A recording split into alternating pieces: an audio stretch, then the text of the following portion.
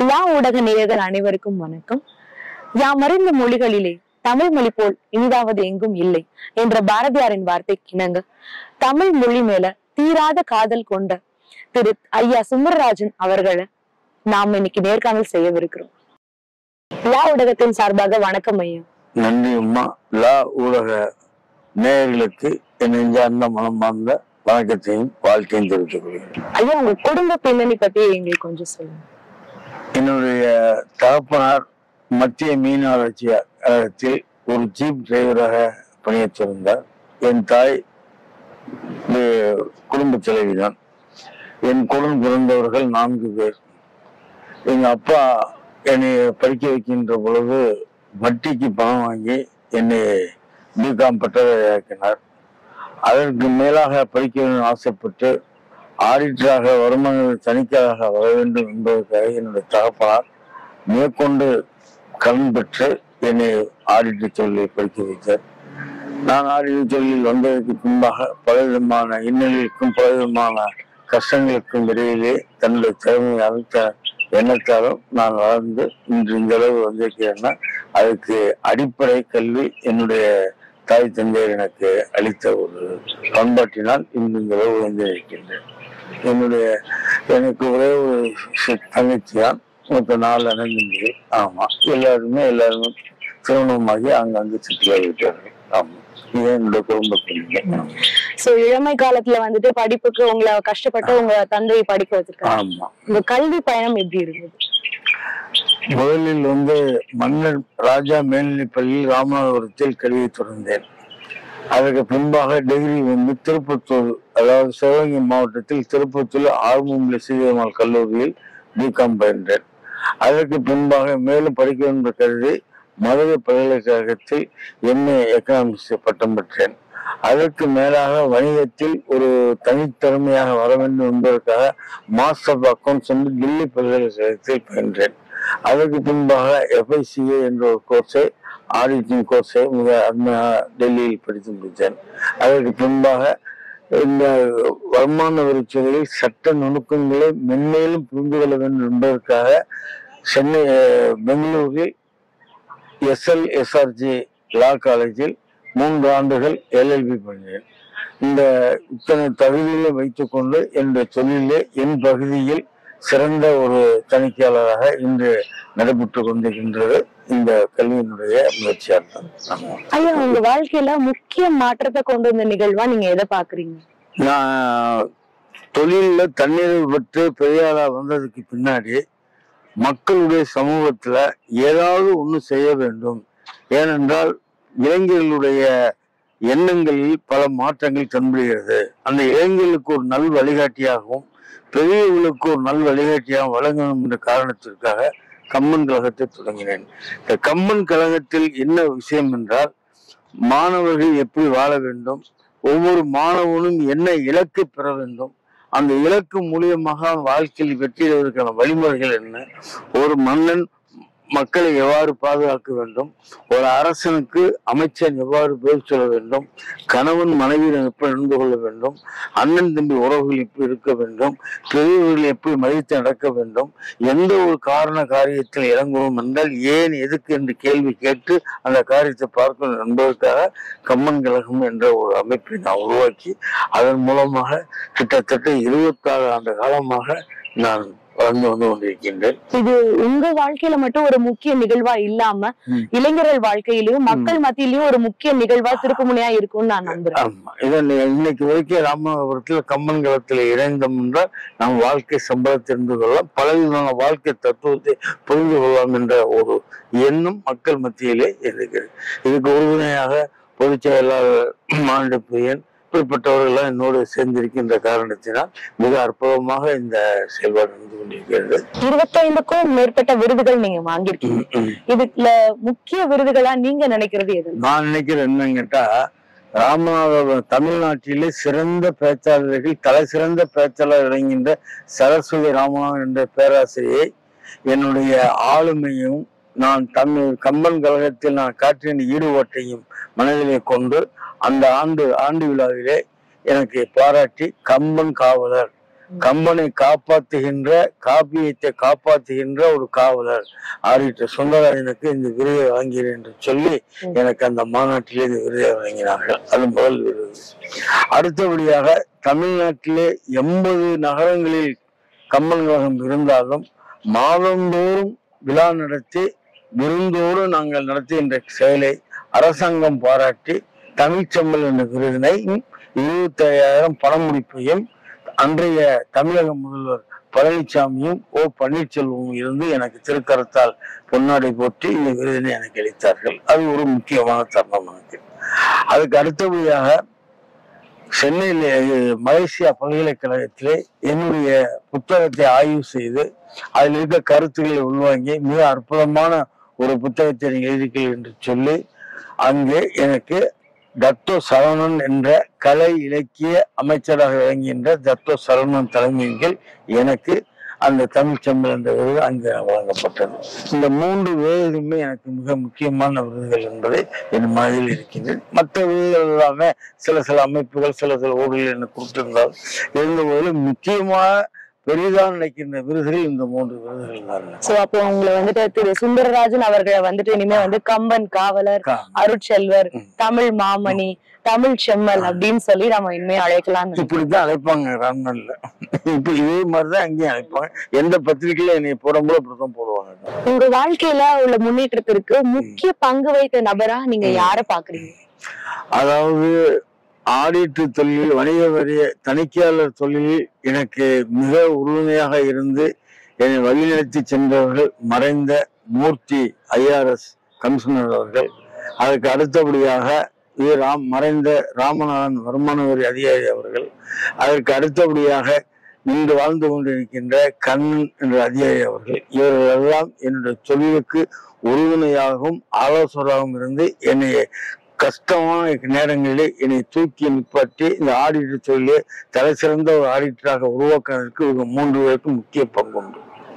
அதே மாதிரி இலக்கிய உலகில் நான் வந்தவுடன் எனக்கு வந்து மிக அற்புதமாக எனக்கு தூண்டுதலாக இருந்து மறைந்த மரியாதைக்குரிய வணிக வரித்துறை அமைச்சர் உபைத்துல்லா அவர்களும் யாதொரும் பாரதியார் கழகத்தைச் சேர்ந்த தலைவர் துரைமுருகன் அவர்களும், அதைத் தொடர்ந்து என்னுடைய கழகத்திலே எனக்கு பொதுச் செயலாளராக பணியாற்றி இன்று கேரளாவில் அமர்ந்திருக்கின்ற புலவர் மாயலகு அவர்களும், அதைத் தொடர்ந்து இன்றைய காலகட்டத்தில் பொதுச் செயலாளராக இருக்கின்ற மானுடப்பிள்ளை என்ற கவிஞரும், அப்துல் மாலிக் என்ற நண்பரும், பாலமுருகன் என்ற இணை பேராசிரியரும், ஸ்டாலின் அவர்களும் எனக்கு உறுதுணையாக இருந்து இன்று தமிழகத்திலே தலை சிறந்த கழகமாக கம்பன் கழகம் உருவாவதற்கு இவர்களால் எனக்கு பின்புலமாக இருந்து செய்திருக்கிறார்கள்.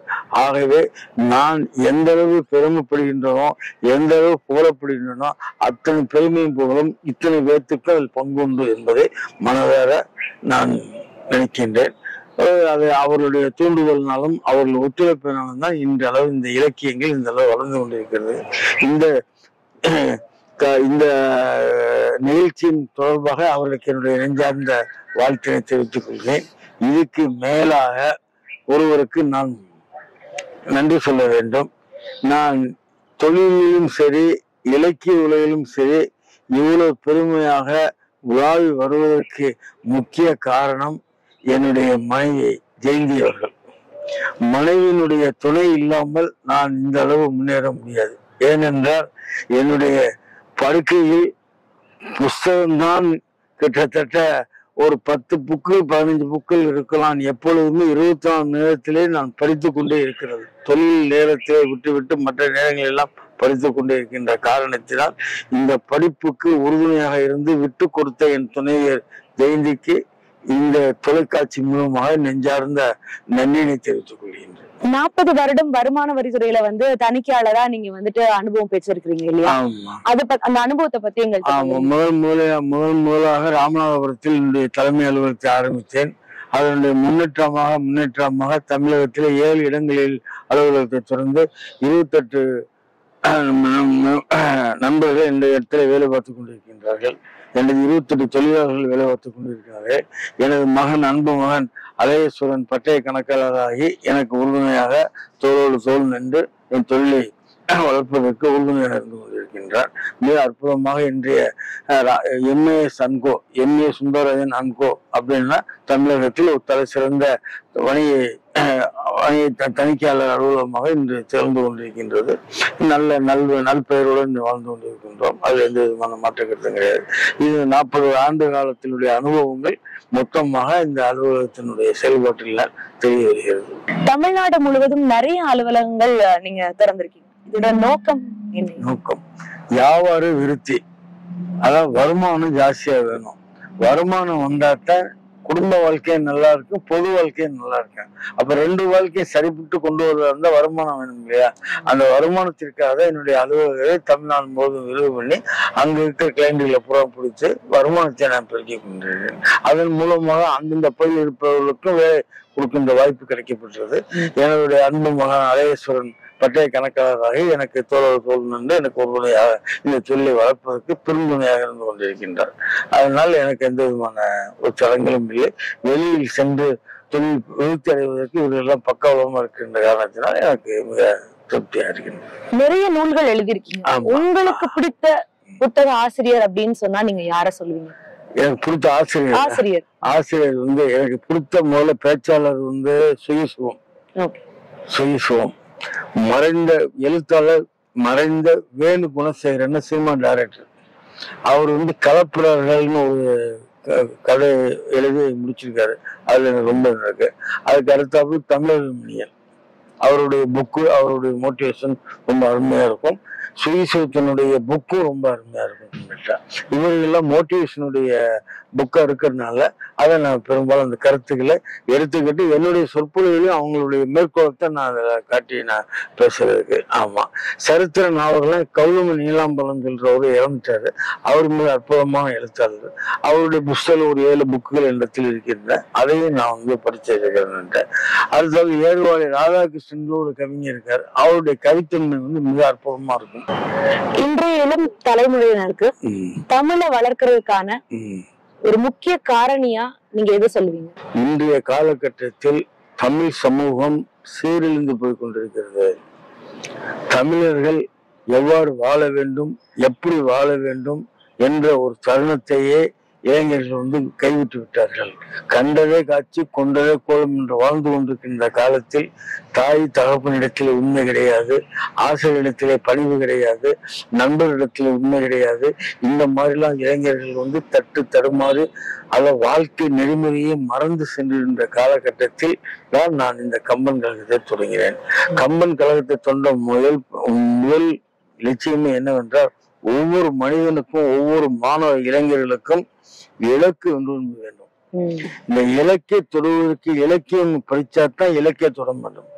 இலக்கு இல்லாத வாழ்க்கை இப்ப நீங்களே எடுத்துக்கிட்டா, இப்ப என்னை செய்தி வாய்ப்பாளர் என்னை இன்டர்வியூ பண்றீங்க, நீ பெரிய வரணும்னு சொல்லிட்டு அந்த இலக்குல வரனாத்தான் முயற்சி நீங்க பெருசா வர முடியும். அப்ப இதுல இருக்கிற இடர்பாடுகள் என்ன அப்படின்னு சொல்றதை புரிஞ்சு அதுக்கு தகுந்த மாதிரி அதுக்கு விலைக்கு தெரிந்த காரணிகளை தெரிந்து கொண்டு நாம் செய்தாட்டோம்னா இலக்கை வெற்றியடைந்தால். இலக்கில்லாத வாழ்க்கை இழிந்த வாழ்க்கை. இலக்கோடு வாழும் வாழ்க்கை தான் இனிமையான வாழ்க்கை. அதை இளைஞர்களுக்கு மத்தியிலே நான் இதை பரப்பி கொண்டிருக்கின்றேன். பெரியவர்களும் இதை புரிந்து கொண்டு நடந்து கொண்டிருக்கின்றால் அந்த தத்துவம் கம்ப ராமாயணத்திலே 164 தத்துவங்களும் உள்ளடங்கி தமிழ் மொழியில இலக்கியத்துல ஆர்வம் காட்டினா ஒரு முக்கிய காரணியா இளைஞர் வாழ்க்கையில ஒரு மாற்றத்தை நம்ம பார்க்க முடியும் அப்படின்றத நீங்க அழுத்தமா சொல்லிருக்கீங்கன்னு சொல்லுவாங்க. கத்தாருக்கு எத்தனை முறை வந்திருக்கீங்க நீங்க? இதுவரை 4 முறை வந்திருக்கின்றேன். எனது மருமகன் திரு பாண்டியராஜன் அவர்கள் விமான நிலையத்தில் பாதுகாப்பு அமைப்பில் அதிகாரியாக பணியாற்றுகின்றார். எனது மகள் வைரஞ்சினி அவர்கள் இங்கே பள்ளியிலே கோஆர்டினேட்டராக பணி செய்து கொண்டிருக்கின்றார். இவர்களை பார்ப்பதற்காக இதுவரை 3 ட்ரிப்பு நான் வந்து, இது 4வது ட்ரிப்பு. இந்த 4வது ட்ரிப்பில் வருகின்ற பொழுது எனது மருமகன் திரு பாண்டியராஜன் அவர்கள் அவர்களுடைய தூண்டுதலின் பேரில் தமிழ்ச்சங்கம், சிக்டா தமிழ்ச்சங்கம் என்ற அமைப்பிலே விருதுகள் வழங்குவதற்காக என்னை அழைத்திருந்தார்கள். அங்கு சென்று அந்த விருதை வழங்கி ஒரு சிறப்புரையாற்றினேன். கடல் கடந்து நீங்க வேற நாட்டுக்கு இங்க வந்தாலும் தமிழ் பாரம்பரியம், தமிழ் பண்பு மறக்காம இங்க இருக்கிற மக்கள் தமிழை போற்ற விதத்தை பார்த்து கண்டிப்பா நீங்க பெருமைப்பட்டிருக்கீங்கன்னு நினைக்கிறேன். ஆமா, இந்த சந்தர்ப்பத்தை எனக்கு வழங்கிய உங்களுடைய லா ஊடக அமைப்பாளர்களுக்கும் ஊழியர் பெருமக்களுக்கும் வாடிக்கையாளர்களுக்கும் என் மனமார்ந்த நெஞ்சார்ந்த உளமார்ந்த நன்றியினையும் வாழ்த்தையும் தெரிவித்துக் கொள்கின்றேன். 50 வருடமா தணிக்கையாளர் அனுபவம் பெற்றவர். 26 வருடங்களா தமிழ் இலக்கிய துறையில தன்னோட சேவையை கொடுத்துட்டு இருக்காரு. 25 நூல்களுக்கும் மேல தமிழ் நூல்களை எழுதியிருக்காரு. இப்படி பன்முக தன்மை கொண்ட திரு சுந்தரராஜன் அவர்களை நேர்காணல் செஞ்சதுல லா ஊடகத்துல சார்பா சிறந்த மனநிறைவோட நன்றி சொல்லிக்கிறேங்கய்யா. சுந்தரராஜன் அவர்களுடைய தமிழ் இலக்கிய சேவை, அவருடைய அனுபவத்தை பகிர்ந்துகிட்ட இந்த நேர்காணல எங்களோட சேர்ந்து கண்டு கழித்த ல ஊடக நேயர்களுக்கும் என்னுடைய மனமார்ந்த நன்றிகள். மீண்டும் ஒரு சிறந்த நேர்காணலில் உங்களை சந்திக்கும் வரை உங்களிடம் இருந்து விடைபெறுவது தார்மி சிவபாக்கியராஜன்.